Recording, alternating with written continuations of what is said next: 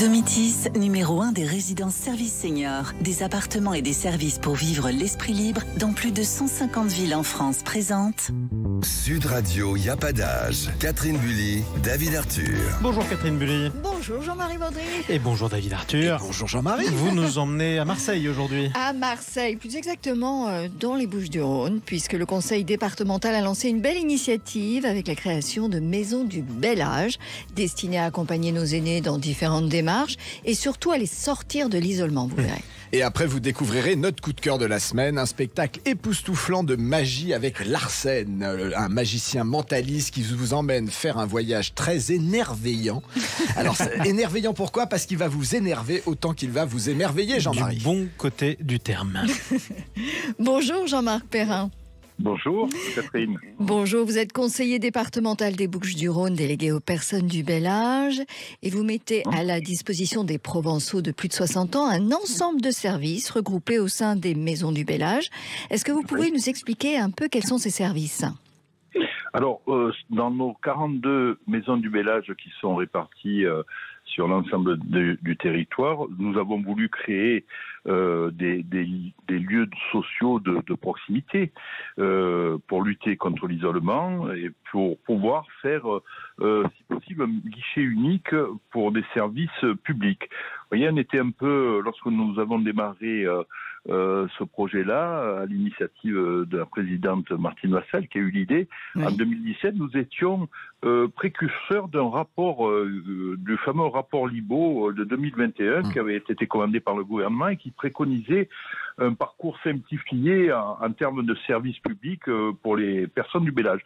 Ce sont en quelque sorte des lieux de proximité, des lieux de grande convivialité c'est une forme de guichet unique aussi pour les services publics parce que nous avons du personnel à l'intérieur de ces maisons du bel âge, nous avons du personnel des agents du département qui sont à la disposition des personnes du bel âge qui rentrent dans nos locaux et nous avons aussi négocié un certain nombre de choses, de services avec des institutions publiques. Nous avons des maisons du bel âge dans lesquelles il y a 15 maisons du bel âge sur 42 qui ont un point poste, par exemple. D'accord. Un point poste, ce qui a permis, surtout dans des villages où la poste fermait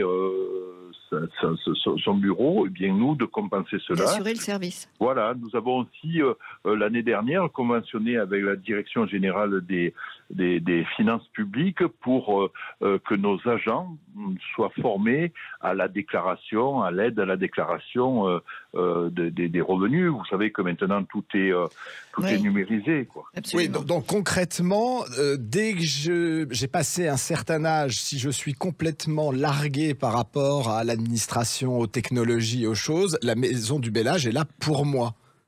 En quelque sorte. Alors, pour parler d'âge, parce que c'est à partir de 60 ans. Oui. Le bel âge administrativement, les seniors, comme on les appelait, moi je préfère les appeler les jeunes qui sont jeunes depuis plus longtemps que certains, c'est à partir de 60 ans, parce qu'à 60 ans, on est encore jeune.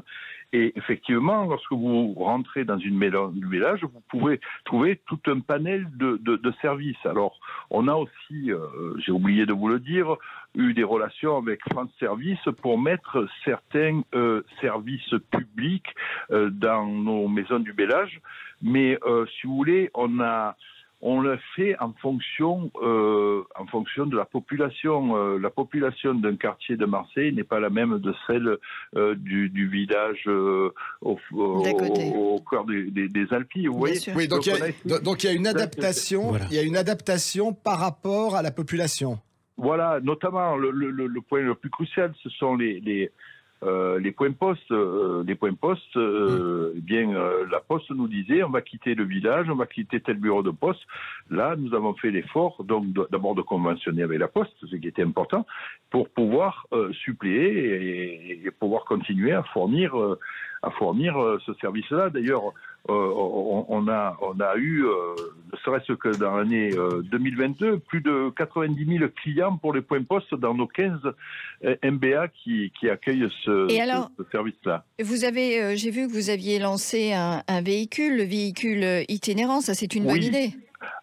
Alors, bien sûr, on a un objectif. D'abord, ce véhicule... Là, très rapidement, parce que malheureusement, on n'a plus de Ce temps. véhicule itinérant, c'est la caravane qui fait que nous, là où il n'y a pas de maison du bellage, eh bien, nous arrangeons avec les mairies pour pouvoir venir mettre un véhicule tout aménagé dans lequel on trouve à peu près les mêmes services que dans une maison du bellage. Bien entendu, on ne peut pas faire du yoga sur chaise dans cet endroit-là. C'est une caravane tout aménagée avec du personnel qui peut pallier au manque d'une maison du bellage dans tel ou tel village. C'est gratuit ou payant pour les utilisateurs? Entièrement gratuit. Eh ben, on se quitte sur ce mot. Alors, c'est une très belle initiative. C'est gratuit et vous allez sur Internet, vous tapez Maison du Bellage et vous avez tous les renseignements de ce qu'on peut faire pour vous. Et en tout cas, bravo au Bouches-du-Rhône. Merci Jean-Marc Perrin. C'est formidable. Merci Tout de Jean-Marc suite, Perrin. On passe à votre coup de cœur.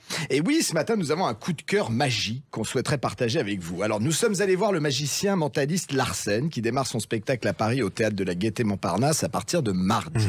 Et alors, c'est un spectacle, je vous le disais tout à l'heure, c'est émerveillant. Vous avez jamais vu ça. Vous serez à la fois émerveillé par sa dextérité, son humour et la précision de chacun de ses tours. Et surtout, l'interactivité qui... le montre, parce qu'en fait tous les spectateurs vont monter sur scène pour participer à des numéros. Exactement. Et ça c'est époustouflant. Et à 10 cm de Larsen, je peux vous le dire, j'ai vu le spectacle, les tours se succèdent, on ne comprend absolument pas ce qui se passe.